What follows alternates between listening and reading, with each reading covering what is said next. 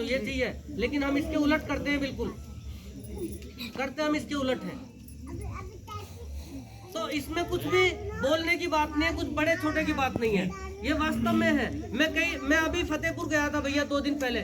फतेहपुर में इतनी शानदार लाइब्रेरी बाबा साहब के नाम की बनी हुई है, छोटी सी बहुत शानदार लाइब्रेरी, करीब 200-300 किताबें हैं उसमें, और बाबा साहब के बहुत सारी चीजें हैं, महात्मा बुद्ध की बहुत सारी चीजें हैं जो हमारे महापुरुष से उनका इतिहास में रखा हुआ है।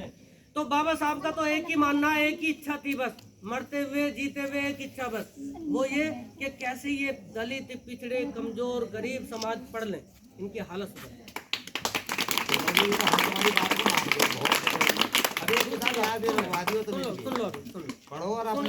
सुन लो, ठीक है।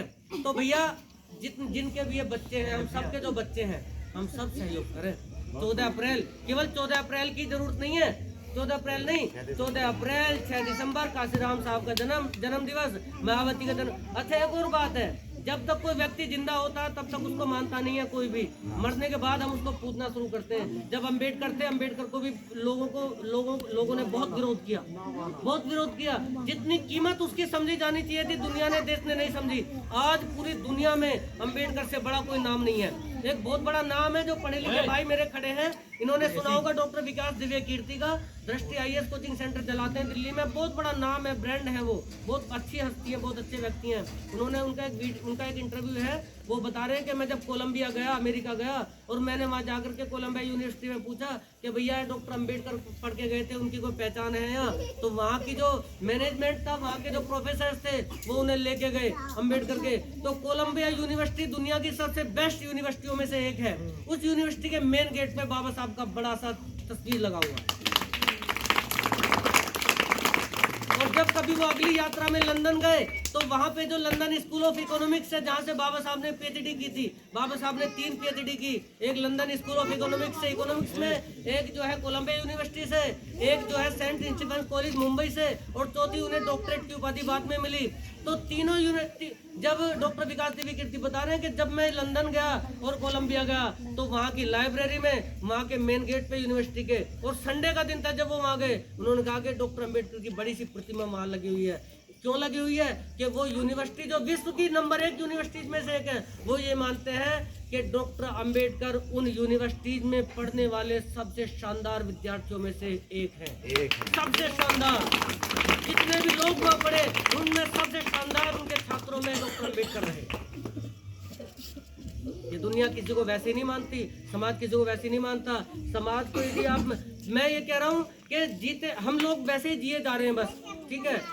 अंबेडकर ने कहा कि जीते जी मरने की तैयारी करो। मरने की तैयारी का मतलब है समाज के काम आना शुरू करो, कैसे भी आना शुरू करो, चाहे बोल करके, चाहे खर्च करके, चाहे किसी को पढ़ा के, चाहे किसी को कलम खरीद कर दे करके, जैसे भी आ सकते हो वैसे काम आओ। चाहे किसी भाईचारे की मदद करके, गरीबी में, अमीरी में, किसी भी मामले में काट मत करो, जड़ मत काटो एक दूसरे के साथ।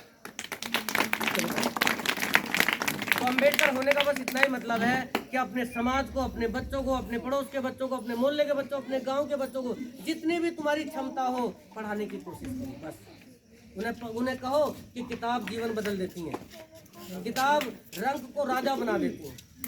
किताब से बड़ी ताकत इस दुनिया में पैदा नहीं हुई कोई भी, और ये अम्बेडकर से ज्यादा कोई नहीं समझ सकता।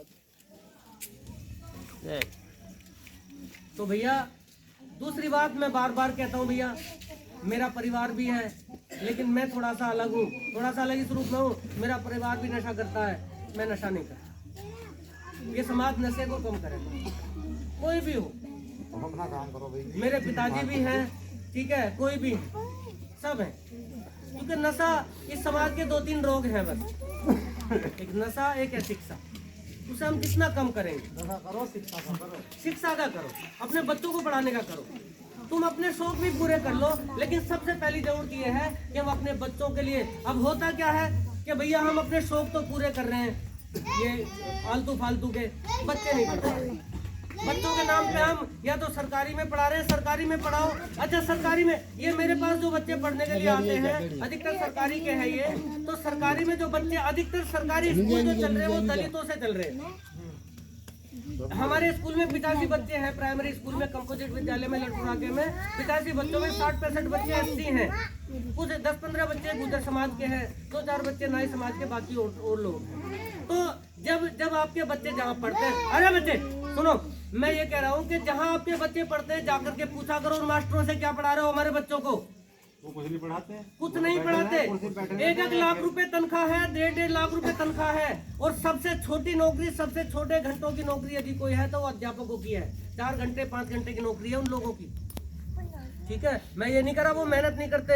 अध्यापक का सबसे ज्यादा सम्मान होता है इस समाज में, इस दुनिया में, क्योंकि अध्यापक ही सब कुछ बनाता है। राष्ट्रपति है तो भी किसी अध्यापक का ही पढ़ाया हुआ होता है, और IAS है तो वो भी किसी अध्यापक का पढ़ाया हुआ होता है, और किसान है तो वो भी कहीं ना कहीं पढ़ा हुआ होता है किसी गुरु के द्वारा। तो अध्यापक का सम्मान होता है। लेकिन आजकल क्या है कि बस तनख्वाह से मतलब है।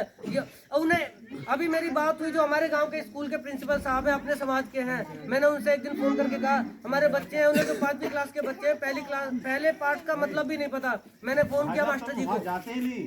मैं गया था सेठ जी वहाँ, मतलब 8 दिन में देखो उन्हें जाएगा, वो कुर्सी बैठे रहते हैं, माला कैसे घूमते रहते हैं। भाई 1 मिनट सेठ जी, मैं यही कह रहा हूँ जो आप कह रहे हैं कि जब हम वहाँ गए, प्रधान जी भी सर्वेश भी थे उस दिन, तो वहीं पे जब हम वहाँ गए उसके बाद भी मैं गया था एक दिन।